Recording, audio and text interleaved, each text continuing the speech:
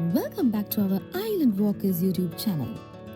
ඔන්න අද අපි ඔයාලව එක්කරගෙන යන්නේ තාම tourist attraction එක ලොකුවට ලැබිලා නැති හැබැයි local attraction එක ගොඩාක් හම්බ වෙන සුන්දර හපතලේ නගරයට.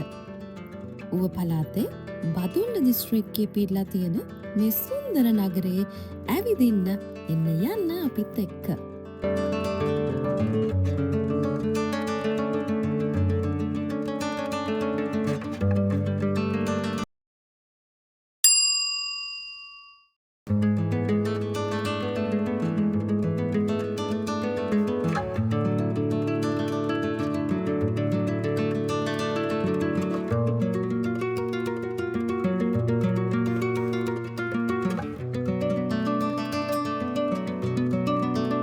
හපුතලේ කියලා කියන්නේ මුහුදු මට්ටමේ ඉඳලා අඩි 1431ක් පමණ උඩින් තියෙන සෞම්‍ය කාලගුණයකට හිමිකම් කියන සුන්දර නගරයක්.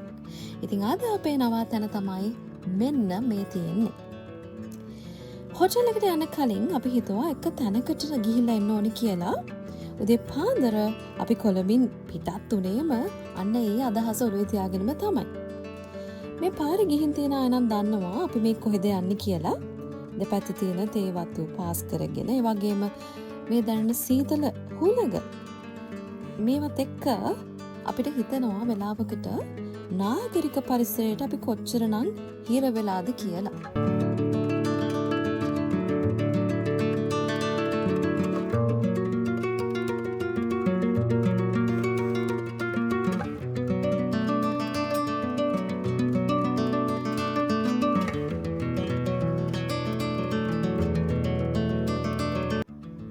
අපි මේ ඉන්නේ අපේ පළවෙනි ගමනාන්තයට යන ගමන්. හපුතලේ නගරෙන් කිලෝමීටර් 15ක් විතර දුරින් තියෙන මේ ස්ථානයට යන පාර පොඩ්ඩක් විතර පටුයි. ඉතින් මීදුම එමන් නැත්තම් වහින දවසට ඔයගලන්ට මෙතනට යනවා නම් ඇත්තටම ගොඩාක් පරිස්සමට යන්න සිද්ධ වෙනවා. ඉතින් නුවරඑළිය වගේම හපුතලේ කියන්නේ කාලගුණය සැරින් සැරේ වෙනස් වෙන ස්ථාන දෙකක්. ඉතින් ඒ වෙනස විඳින්න නම් මෙහෙට එන්නම වෙනවා. ඉතින් නොදන්න අයට අපි කිව්වේ නැහනේ කොහෙද මේ අපි යන්නේ කියලා. අපි මේ යන්නේ ලිප්ටන් සීඩ් බලන්න. ඉතින් දන්නේ නැති අයට දැනගන්නත්, ඒ වගේම දන්න අයට මතක් කරගන්නත් අපි මේ කියන්නේ ලිප්ටන් සීඩ් ගැන තමයි.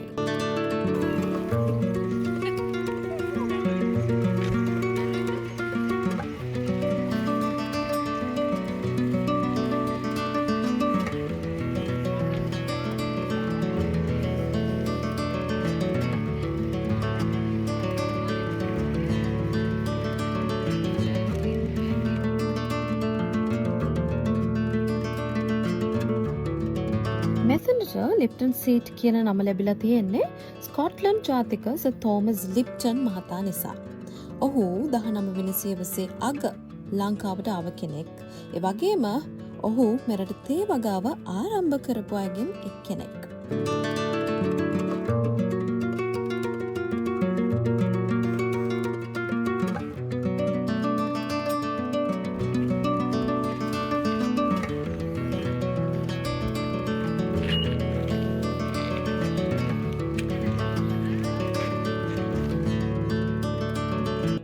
අපි මේ ඇවිල්ලා ඉන්නේ දඹේ තැන්න ටී එස්ටේට් එක ළඟට.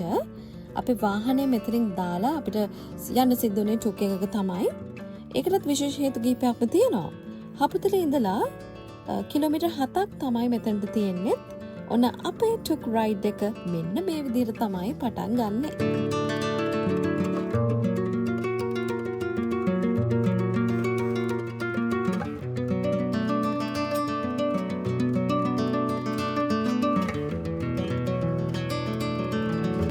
කිව්වනේ ටුක් එක යන එකේ ඔයාලට වාසි ගොඩාක් තියෙනවා කියලා මුලින්.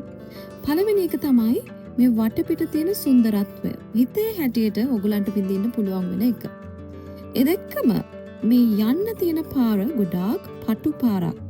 ඒ නිසා ටුක් එක තමයි වාහනයක ආපු ඔයාලට ලිප්ටන් සීට් එකට යන්න තියෙන ලේසිම විදිහ වෙන්නේ. ලොකු වාහන දෙකක් හැම වෙලේම මාරු වෙන්න බැරි හින්දා මෙතනට යන හොඳම ඔප්ෂන් එක තමයි ටුක් එක. හැබැයි සමහර අය නම් ඒගොල්ලන්ගේ වාහන වලින් ගිහිලා තිබුණ නිසා අපිටත් චුට්ටක් නවත්ත තමයි ලිප්ටන් සීට් එකට යන්න සිද්ධ වුණේ. ඉතින් මේ ටී ප්ලාන්ටේෂන් එක කොච්චර ලොකු වුණත් පිරිසිදුකම නම් අගය කරන්න ඕන ඒගොල්ලන්ගේ. එහා සමානවම අපිත් ඒ පිරිසිදුකම එයාලට පරිස්සම් කරලා දෙන්නත් වග බලා ගන්න ඕනේ. ඉතින් ටිකෙන් ටික උඩට යනකොට දේශගුණික තත්ත්වය නම් ඉතාමත් ඉක්මනට වෙනස් වෙන්න ගත්තා. සීතල වැඩි වෙනවත් එක්කම මිස්ට් එකත් වැඩි වෙන්න ගත්තා. ඒ වගේම ලිප්ටන් සීට් එකට යන්න ටිකට් එකකුත් අරගෙන අපි ඉතින් උඩටම ආවා.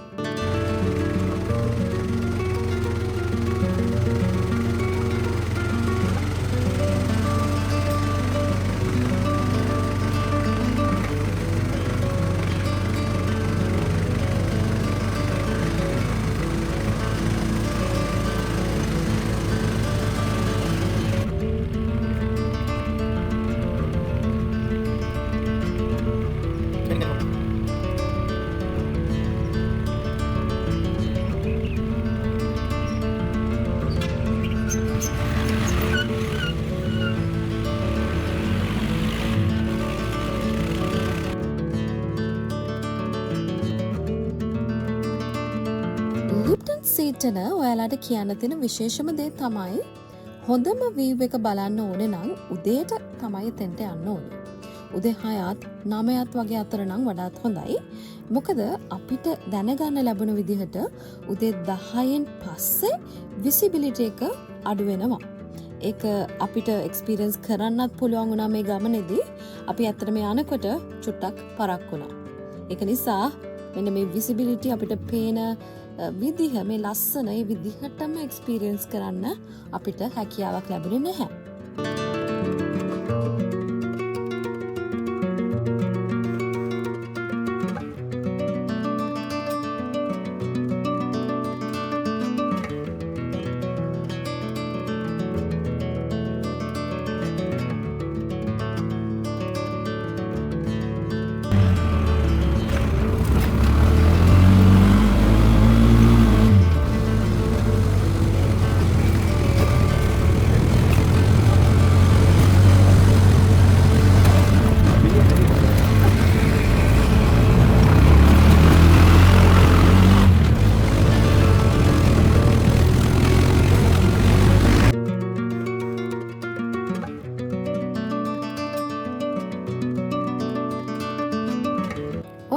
දැන් අපි ඇවිත් ඉන්නේ ලිප්ටන් සීට් වලට.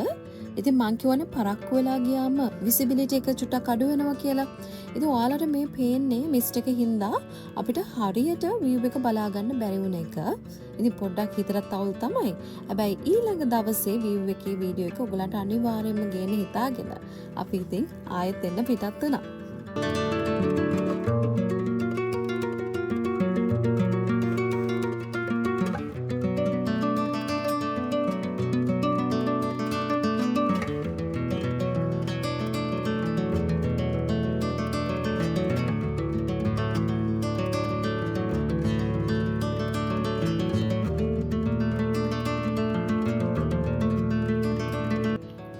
දඹේ තැන්නේ ටී එස්ටේට් එක ළඟ ඉඳලා ටුක් එකක ආවෙකේ තියෙන තවත් වාසියක් තමයි මේ ඔයගලන්ට දැන් ගේන්න යන්නේ අපි.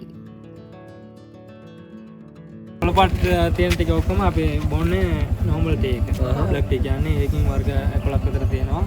ඒවා පාවිච්චි කරන මේ වේ කඩලා ඒක ඔක්කොම පාවිච්චි කරනවා සම්පූර්ණයෙන්. මොකද ආයින් නැහැ. ටච් එක. ඔව්. මේක සිල්වර් ටී කියන්නේ.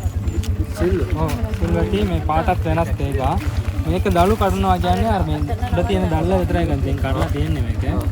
මේක උඩ තියෙන දැල්ල විතරයි ගන්න දෙකින් වෙනවා. මේ ඒතකොට සිල්වර් ටී කියනවා මෙහි රට යවන්නේ නේද? ඔව්.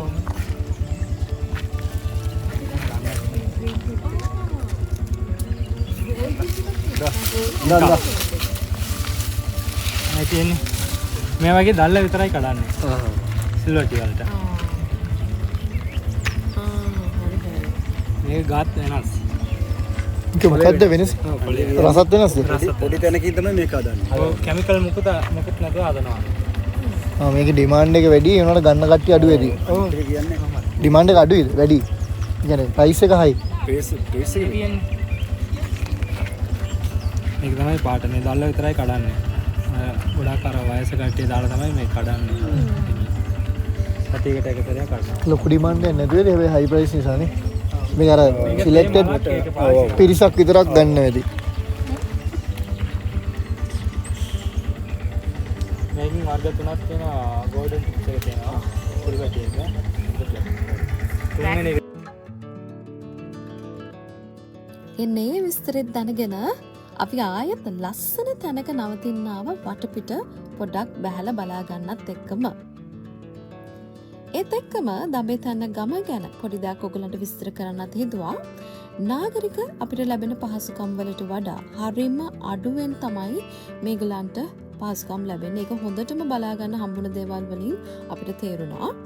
ඒ වගේම නාගරිකය තරම් සංකීර්ණ ජීවිත නැති වුණත් මේ අයගේ අවශ්‍යතාවයන් විශේෂයෙන්ම අධ්‍යාපනය, ඒ වගේම සෞඛ්‍ය යන පැති නාගරික අයට වගේ ලැබෙන්නේ නැහැ කියලා නම් අපිට හොඳටම දැක බලා ගන්නත් ලැබුණා.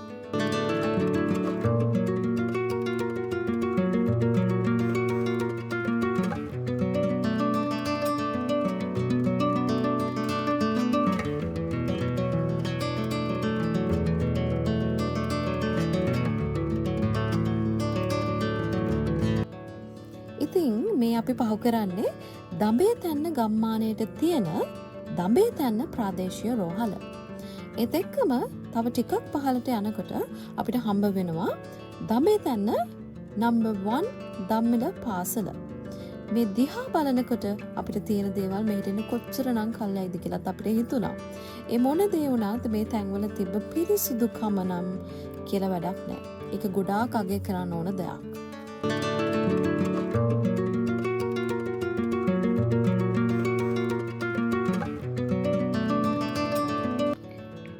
එදවලුත් පාස් කරගෙන අපි ආවා අපේ වාහන පාක් එකට.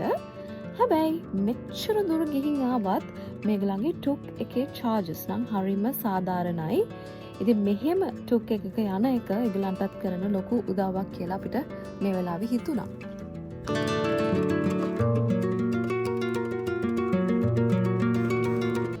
ඔන්න වාහනේට නැග්ග ගමන් පොඩි වැස්සක් අපිව වෙල්කම් කරන්න ගත්තා. ඉතින් ඒ ෆීලින් එකයි දේශගුණේ වෙනස්කමුයි මේ දේවල් කිසිම කෙනෙක් අත්හැර ගන්න නම් කැමති ෆීලිංගස් නෙවෙයි. අපි ඊළඟ ගමනාන්තයට ඒකම යන්න අපි පිටත් වුණා. ඉතින් ඊළඟ තැනට අපිට කිලෝමීටර් 24.5ක් වගේ දුරක් අපිටලේ නගරය හරහා යන්න වෙනවා ලිප්ටන් සීට් එකේ ඉඳලා. ඉතින් අපේ ඊළඟ නැවතුම්පත තමයි ඇඩිෂම් බංගලෝ එක. එතනට යනකොට අපි මුහුණ දුන්නට වඩා කීප සැරයක්ම දේශගුණය වෙනස් වෙන්න ගත්තා.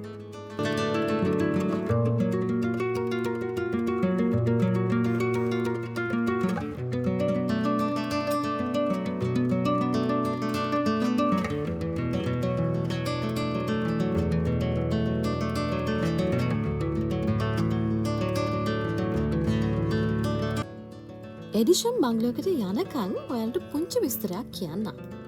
මුලින්ම කියන්න ඕනේ මේ වෙනකොට මේක ආගමික ස්ථානයක්. කතෝලික ෆාදර්ස්ලා එක් කොටසක මෙහි වාසය කරනවා. ඒ හින්දා එන සියලුම දෙනා ගෞරවයෙන් එන එක ඉතාමත්ම වටිනවා.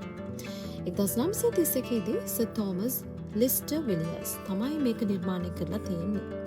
එතුමා ඉංග්ලන්ඩ් වල කෙන්ට් ප්‍රාන්තයේ ඇඩිෂම් කියන ගමේ උපත ලැබුවෙක් හින්දා තමයි ඇඩිෂම් කියන නම මෙතනට යොදාගෙන තියෙන්නේ. ඉපදුන ගමේ දේශගුණයට සමාන නිසා මේ තැන තෝරගත්ත කියලා තමයි කියවෙන්නේ. වතු පාලනයට ලංකාවට පවුම් 10ක් එක්ක ආව සර් තෝමස්ගේ දියුණු වීම ඔහුගේ මේ නිර්මාණය නිසා අපිට හිතා ගන්න පුළුවන්. ජෝර්ජ් ස්ටුවර්ට් සමාගමේ කොටස්කරුවෙකු වගේම තේ සැපයුම් කරුවෙකුත් වෙන්න සර් තෝමස් සමත් වෙලා තියෙනවා. ඒත් එක්කම 1928 දී ඔහුට මේ සමාගමේ සභාපති බවට පත් වෙලා අවුරුදු 20ක්ම මෙහි සභාපති වෙලා ඉඳලා ඔහු විශ්‍රාම ගිහලා තියෙනවා. ඉතින් තවත් දේවල් ගොඩාක් තියෙනවා කතා කරන්න. මේ වෙනකොට මෙතන තවත් විශේෂ දේවල් දෙකක් සිද්ධ වෙනවා. ඒ තමයි ඔයාලට මෙතන රැට නවතින නවාතැන් පහසුකම් පවා සපයලා තියෙනවා. එතරම් ලොකු ගාණක් නෙමෙයි කියලා තමයි අපි දැක්කේ. ඒ වගේම ඉතාමත් පිරිසිදුටත් ඒවා තිබුණා. අනිත් විශේෂම දේ තමයි මෙතනින්ම නිෂ්පාදනය කරපු ජෑම් වර්ග, බීම වර්ග වගේම ආහාර පාන ගන්නත් සූදානම් කරලා තියෙන එක. මේ හැම දෙයක්ම වෙන්නේ දේශීයව හින්දා ගුණයෙන් නම් කිසිම අඩුවක් තියෙන විදිහක් නැහැ.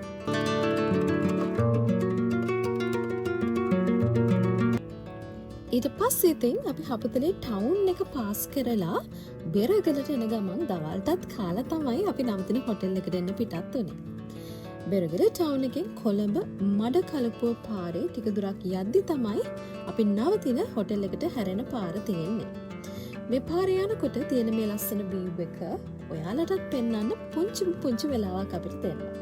ඒත් එක්කම තවත් ප්‍රසිද්ධ නවාතැන් පොළවල් කිහිපයක්ම මේ අවට පිහිටලා තියෙනවා.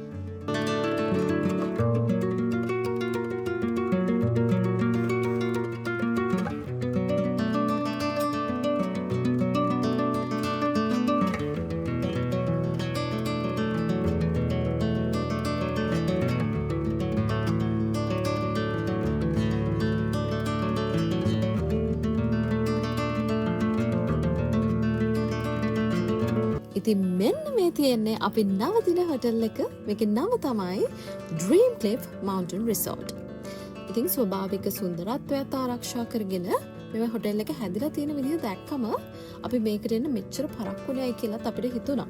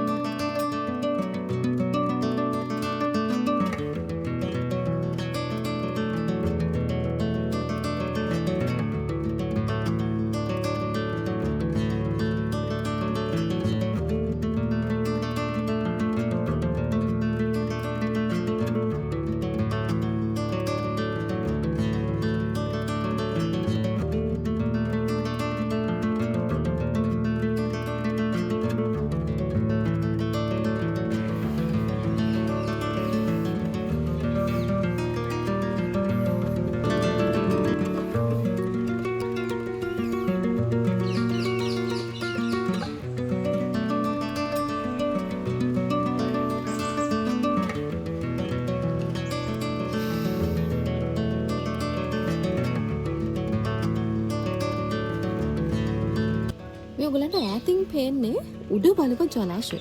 ඉතින් හිතන්නකෝ හපුතලේ ඉඳලා උඩ බලව පේන්න තරම් වීව් එකක් තියෙනවා කියන එක. අපිටත් මුලින්ම මේක දැක්ක ගමන් අතරම පුදුම හිතුණා.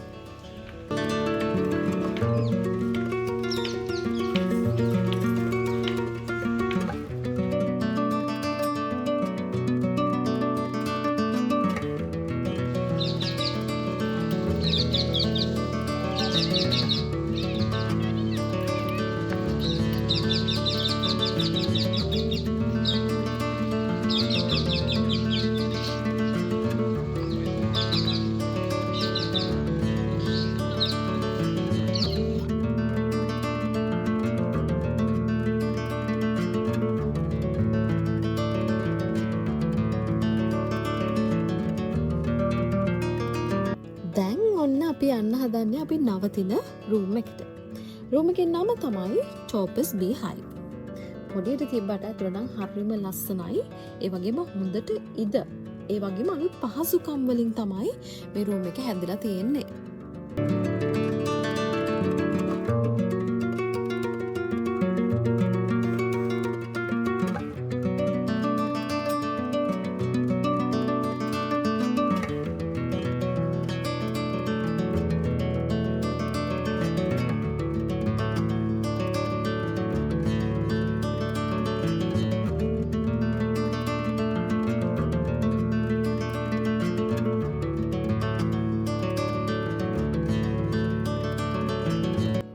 ඉතින් ඔන්න ඔය විදිහට තමයි අපේ හපුතලේ ගමන ඉවර වුණේ. ඉතින් ආයෙත් දවසක අපි හම්බ වෙමු තවත් සුන්දර ගමනාන්තයකින්. ගිහින් යන්න.